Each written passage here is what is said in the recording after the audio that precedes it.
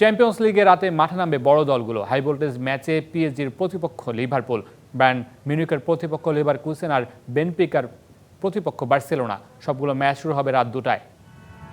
Champions লিগের প্রথম পর্বে বেনফিকার বিপক্ষে রোমাঞ্চকর এক ম্যাচ উপহার দিয়েছিল বার্সেলোনা।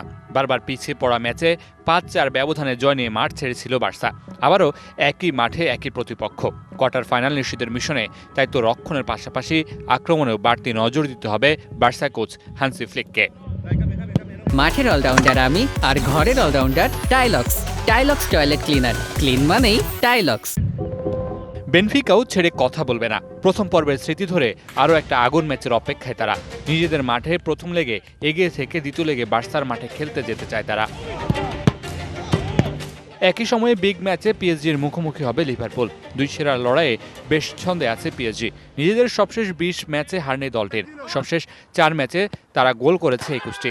লিগে এখনও পর্যন্ত অপরাজিত তারা। তবে পিএসজির মূল চ্যালেঞ্জ হবে লিভারপুলের আক্রমণ সামলানো।